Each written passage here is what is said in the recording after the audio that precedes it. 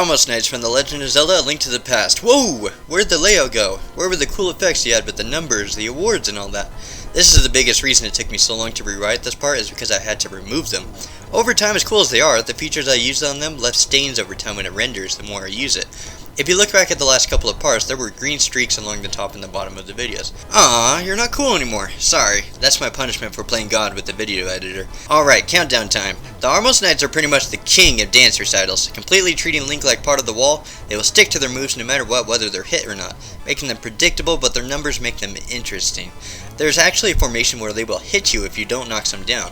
It's a nice show to watch, nice for where it's at in difficulty and dungeon number. And if you want to be a gatecrasher, let your arrows do the talking and fire away. Hey, it's more entertaining than watching them finish their practice from the corner.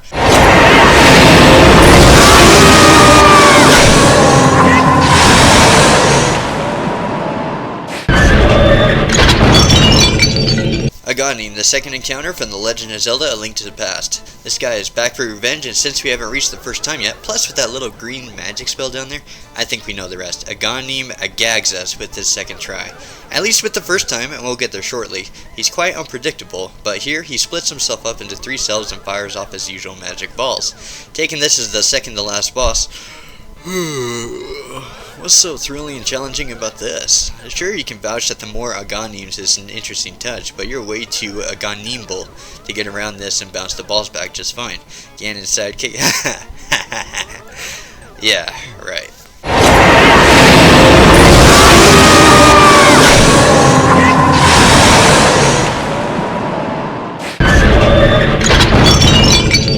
Shadow Link, the fourth encounter from The Legend of Zelda: Four Swords Adventures. I think we've reached the point where there's nothing left to say about this boss. 9 encounters? Believe it or not, if you've lost track, but we're not at the last one yet. It makes me wonder how often a Zelda player would come across this Shadow Link encounter and say, "Just die!" The good news is that we're at an encounter we can actually brag about. Sure, Shadow Link has his empty shell self, but now we have some firepower to release here in their environment. There are moving platforms, fire billowing out of the walls, and since there are 4 links, this is a fiery lava playground every Zelda player wants to be a part of.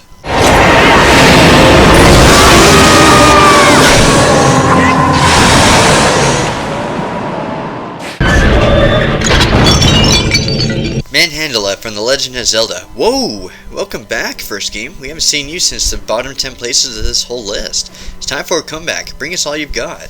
Manhandla is hard. It'll roam around the room shooting numerous rings at you, and to top it off, it'll get faster as it loses pedals. It's harder than it sounds because of the mechanics behind the first game, but that sure doesn't stop us from enjoying this boss. It's basic and straightforward like a first game in a series should be. You can plant a bomb to kill it quick, but overall, Manhandla is a well-known boss for what it counts for.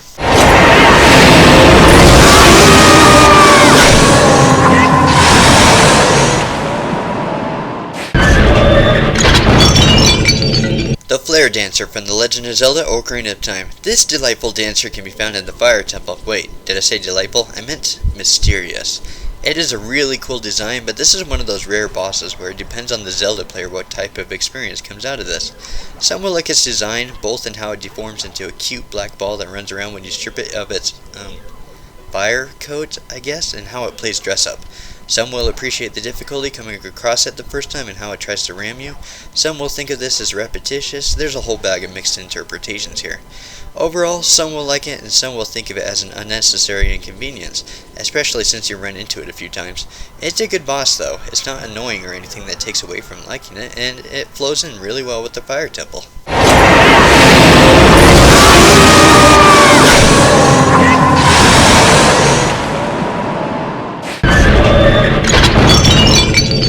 Motila from The Legend of Zelda: Oracle of Seasons. Whoa, whoa, whoa, whoa! Motila is an awesome boss. How did it get, well, a little low? Remember me saying at number 151 that every boss is mainly in the green on being positive? Well, that's borderline positive. And now here at number 115, this is the next stage up, and at this point, the reason it is at 115 is because there happens to be 114 cooler bosses than this. But it doesn't change the fact that this is a cool boss. Motila moves, and it moves fast. It'll circle laps around the arena and shoot lasers and flocks of bats to swarm out and beeline for you. 2 unfortunates is that if you fall, you have to bounce back up to restart the fight, but this isn't likely or annoying. And the second part is that it'll slow down and take a rest in the center of the 2 platforms where you can crush it. No! No! Keep moving, you stupid bug. You were doing so well. Okay, I'll say this right now. The difficulty is just perfect. The immersion is great. You really can't complain about anything with this boss.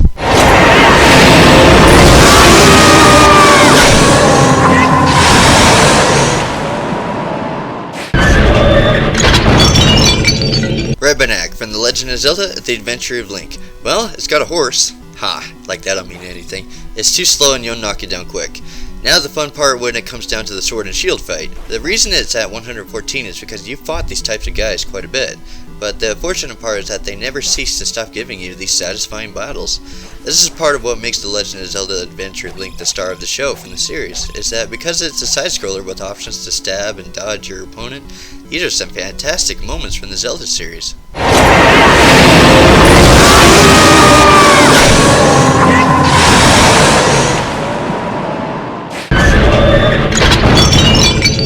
Skaldera from The Legend of Zelda: Skyward Sword. I'm not going to lie, rehashing bosses is not a smart way to get attention. In fact, look at the entire Oracle of Seasons. It pretty much lost originality because it borrowed so much from the first Legend of Zelda with almost zero improvements involved. Sure, Skaldera is cool with the visuals, the environment, and the need to get away from this guy from climbing up the slope, but treating the mechanics behind this like King Dodongo is really lazy. Especially since this is the most recent game. Oh, this is a new adventure, and what if you haven't played Ocarina of Time? The problem is that developers know that the Ocarina of Time is the most well-played game in the series. So this is a slap to some saying, King Dodongo must have been your favorite boss. Well, here you go. It is a cool boss and a couple of notches up from King Dodongo, admittedly. And I mentioned the positives, but this is like dragging the King Dodongo boss out for a marathon run. Doing the same bomb and strike movements over and over and over. Just get to 112, please.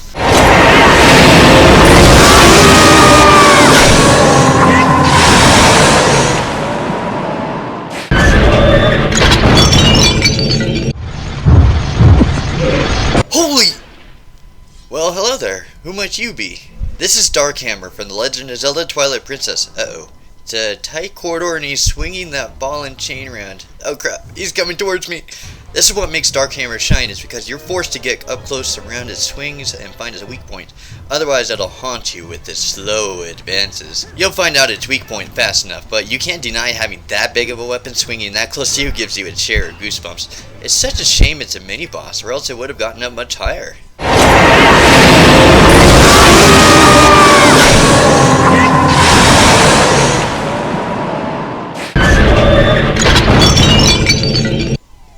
Evil Eagle from The Legend of Zelda: Link's Awakening. Okay, let me say this again very slowly. Evil Eagle is in the realm for awesome bosses. There just happens to be cooler bosses. But Evil Eagle deserves to be much higher because...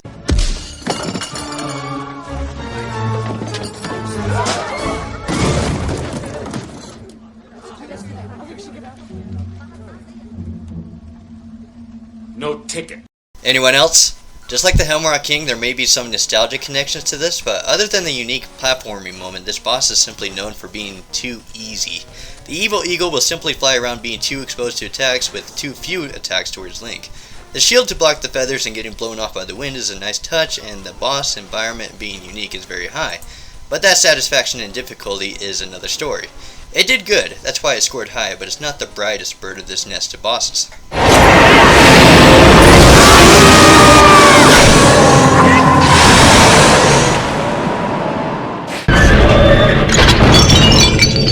Agahnim, the first encounter from The Legend of Zelda: A Link to the Past. From a first glance, this truly doesn't make too much sense, especially since this is better than the second encounter. How did this one get up higher? It seems slower and not as fun. Well, since this is the first time, this means way too fewer hearts, and the speed is slow to invite more tension. For example, the only way you can hurt this guy is to bounce his magic balls back at him. It seems ordinary, but he'll do it in one of three ways. He'll throw it normally, it'll split when it tries to make contact with the sword and wall and becomes damaging, or he'll shoot lightning. This doesn't seem like a big deal, but you have no chance to guess what he'll do next, but if his lightning causes 2 whole hearts of damage, this will put every newcomer Zelda player on edge. I don't know about you, but I want to live.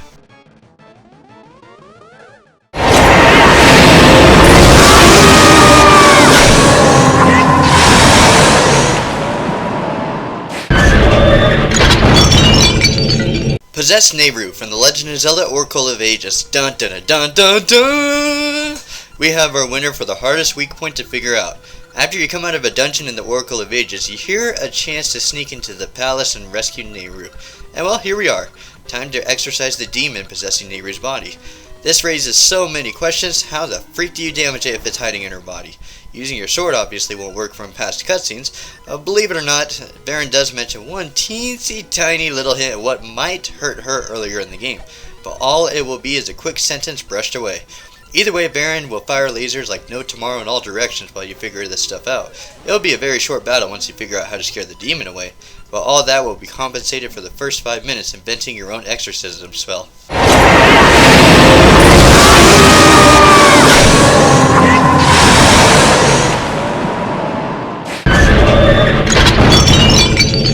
Batman from The Legend of Zelda Majora's Mask. This is a nice way to enter the Batcave, Batman. What are you gonna do, swing those bats around you, Batman? When I've got to use the light arrow to break them apart so I can hit you, Batman? Oh what, you're gonna swing that scythe at me, Batman? I didn't know you killed Batman. I know, it's hilariously original. See, even Batman is laughing. I've never seen you laugh before. I don't think I like it. Cut it out! You're giving me the creeps! In all seriousness, Gomma's design is what brought him up here so high, but what struck him down is that he is as straightforward as he can get. Well, there's not much else to say. The guy lives in a Batcave.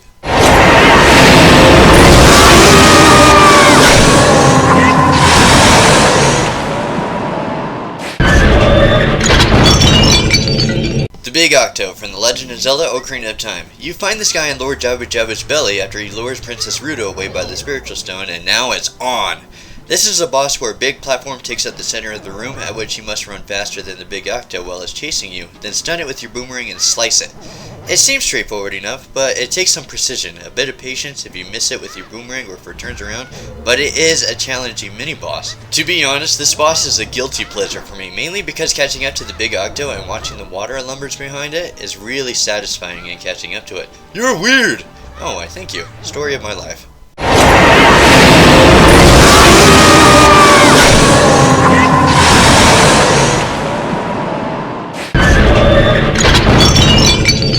The Helmarok King from The Legend of Zelda Four Swords Adventures. Have you ever taken a stroll through a park and got hit by a bomb? Well, you'll be worrying about more than bombs here. The Helmarok King will swoop through the area trying to nab the 4 links, at which it'll be your chance to take it down with the bomb and it'll swerve into the mountainside. And when it arrives, I'll smash it with a hammer! That about sums it up. Yeah, it's easy once you know what to do, and it has a few nice things to remember it for. Its speed, its attacks, how it crashes into the mountain, but I can't promise more than that.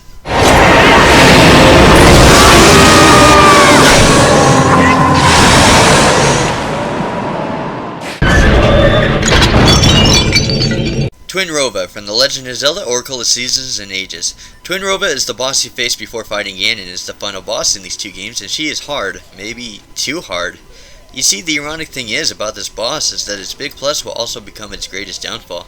Twinrova is considered by many to be a very challenging boss, maybe even one of the hardest bosses in the series. Even though you've beaten the 16 bosses, she will put everything you've experienced thus far to shame. Twinrova will change the environment and throw a relentless amount of obstacles at you. You have to get close to her, good luck with that, then slash her to fire a scent seed on her to finish the blow.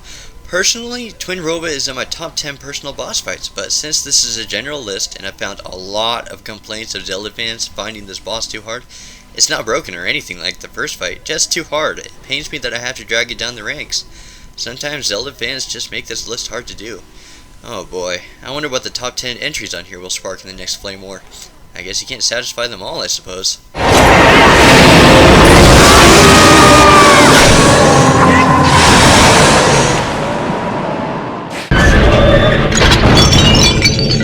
Ghost Ship from The Legend of Zelda Phantom Hourglass. Before the final boss, you have to fight Bellum as it takes over another ship and controls it. This whole series is filled with possession. Zelda from Twilight Princess and Spirit Tracks, lying back after this fight, Nehru from Oracle of Ages, and now this. Just an observation, it's just a strange trend. Well, like the moat battles I've explained before this one, or not explained I suppose, this is more of a battle that needs to be experienced itself to get the thrill of it, but unfortunately, we must end the boat trips here and call this one off as the best. It may seem like a basic boss, and it probably is compared to the entries ahead of this one, but it's like Spirit Tracks with its trains. At first it seems silly, then you realize it's just a fun little fight.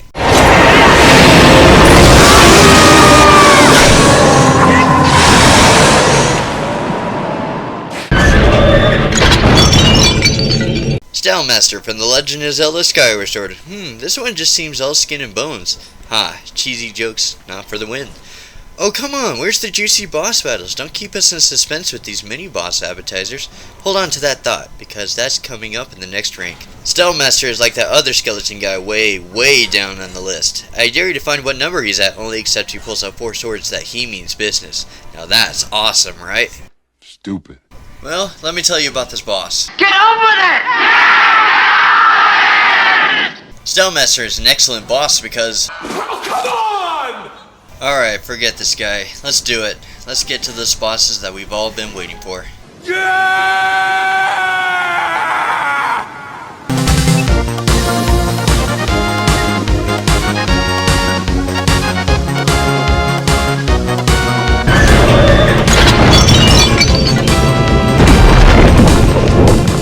Rock from The Legend of Zelda Skyward Sword. Time to start off the high ranks with, ironically, the most recent game. Well, for those who have played this game, they're not surprised this got so low. I mean, think about it. This guy comes to you with its weak points, you swipe it, then you back up. It swings its tail, you back up. It dives into the sand. Awesome! That's a good point to try spraying it out, but after your hide-and-seek adventure, you back up, swipe, repeat. Does anyone see the pattern here? Great boss, has great music, has decent defenses, but as far as the whole ladder goes of this realm of epic bosses, this one gets the very bottom rung.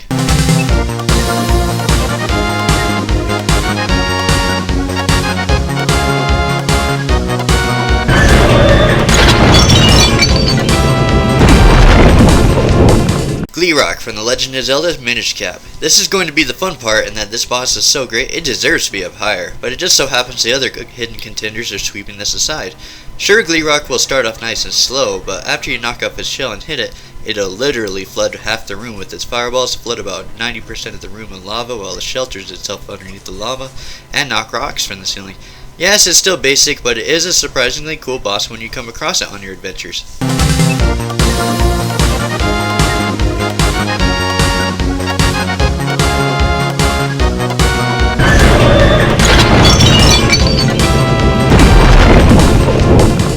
From The Legend of Zelda Spirit Tracks, but Screw Attack dubbed this as a top 10 worst boss. Well, screw that attack, this is everyone we're talking about. Let's touch on what they talked about. A Twinrova ripoff from the Ocarina of Time? Really? You're going to go with that? Well, big secret of the universe, a lot of things use fire and ice. Doesn't mean they were thinking of Twinrova. Does that mean you'll sue the Final Fantasy series now? Ha, I kid. But I really am just a fan of their death battles, nothing else though. Check through my subscriptions, you won't see it there. Hehehe. Raz actually has so many things involved with it that I can't cover all of his tactics, but essentially you must use your boomerang to mix in variants of fire and ice to damage it, and believe it or not, it'll actually destroy the 2 element towers to make things more interesting. And that's only a start, and that's as far as I can describe it. Now the big negative I'm seeing here in this battle is that the boss does drag on, unfortunately. It could have been worse about it, but I can't exactly say this is a good recovery.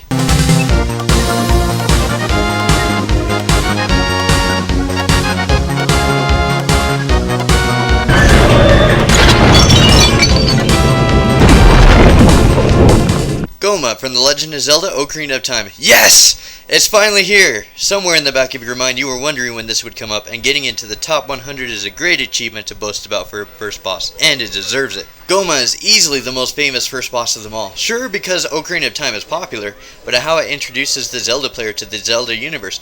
I mean, growing up, there was a good chance this was your first Zelda game. It was mine, and thus I was introduced to the series, and Gomma was a great hook to pull me into this game. You've heard it all about this boss. Use your slingshot or decky nuts to stun it when its eye turns dark red, and then jump to victory with its green eye.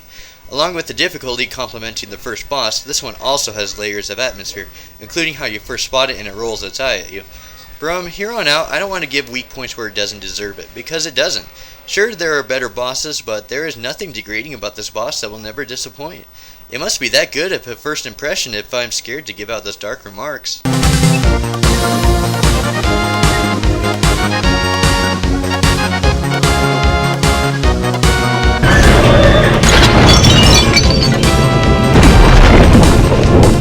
Aquamentus, the first encounter from The Legend of Zelda. Welcome to the very first boss of the Zelda series, and wow, what a way to put Zelda fans on edge for their first adventure.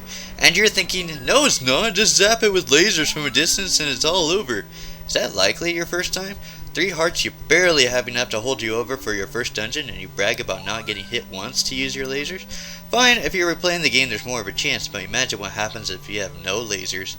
You're forced to get up close to attack it, and with 3 hearts in a close zone of getting hit by Aquamentus, good luck getting past this without dying for your first time. Well, I'm the best Zelda player ever and beat this on my first try. Well, congrats on getting into the 10% zone of the Zelda players who did that. Now, beat the game without the sword. Go!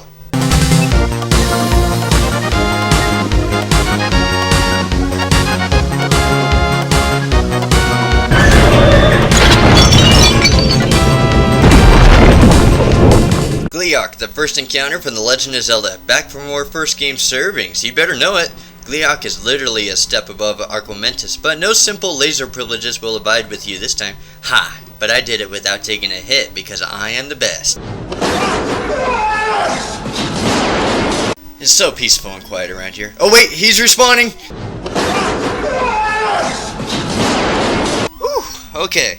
Glee has a couple of heads to tear down, and if you break one of them off, it'll go mobile and start shooting you while you finish off the other one. It seems basic, but it isn't. Glee is a very challenging boss at where it's at and puts you under some deep pressure.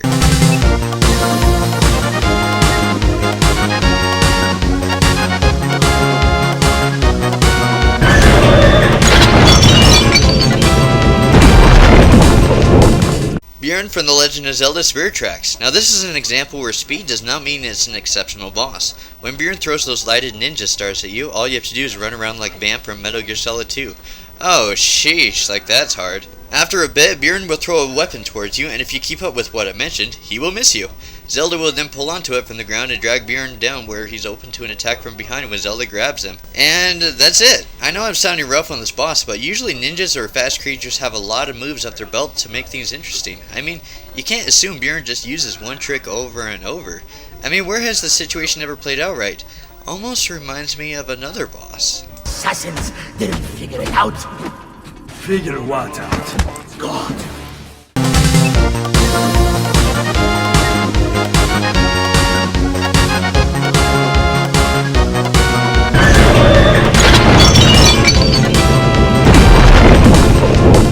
Bellum from The Legend of Zelda Phantom Hourglass. This is another boss I had a hard time rating because Zelda players either found it a fun fight, a hard fight, or just unnecessary. Alright, let's head back to ground level and work our way up again. For being near a final boss and the best that I could judge of it, I consider Bellum unimpressive.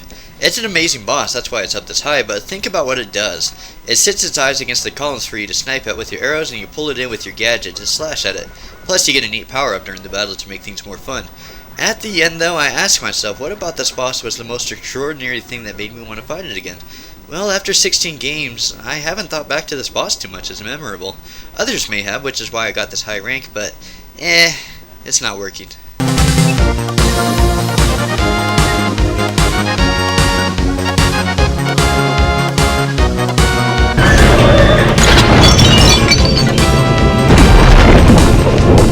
Crake from The Legend of Zelda Phantom Hourglass. For the longest time while I was working through these parts, I had Crake in my top 20, but then in the last part or two I decided to pull it down here.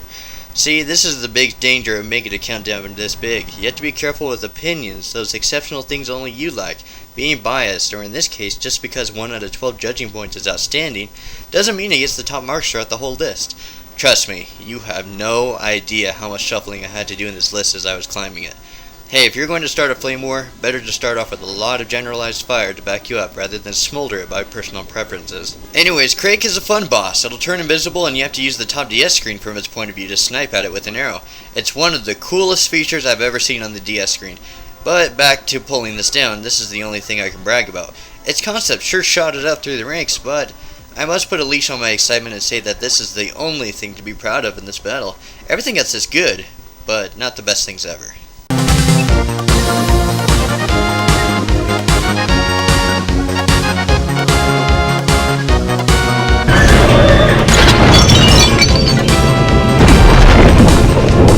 Barba from The Legend of Zelda Adventure of Link. Now this is interesting, a dragon fight and a side-scrolling adventure. This should be good, and it is. Barba is a fantastic boss with your timing and dodging its attacks. Are you sensing the but yet? Because it is coming, but it's not a horrible one. You see, as said earlier, Zelda 2 is one of the hardest games ever, and this is a hard boss, but this is not a bad thing at all. Every Zelda player jumping into this game wants a challenge, something to really test them on the edges of difficulty curves, except probably Death Mountain.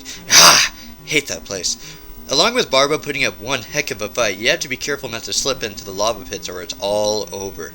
Again, not horrible. Many Zelda 2 players look forward to the intense atmosphere of this fight, and this boss is a great example how difficulty can really bring satisfaction in this game. Unless you like games like Battletoads, Ninja Gaiden, or Castlevania, get away from this game. It will cause you much harm.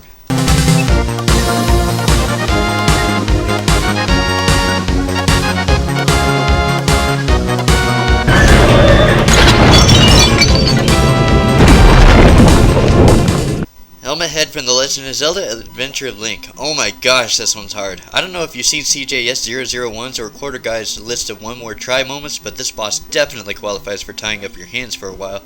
The best part? It's only the second boss in the game, so fun times with the health and still new with the trying to jump and behead heads off mechanic. The problem with this fight isn't jumping up to hit the head, but that the boss will fire lasers along with two skeletal heads that will hover overhead and start opening fire on Link. This is really fun and really hard, definitely pushing a Zelda 2 player to the edge of his limits, maybe even pushing him off. Want an equivalent in difficulty on how hard this boss could be for some? Excellent.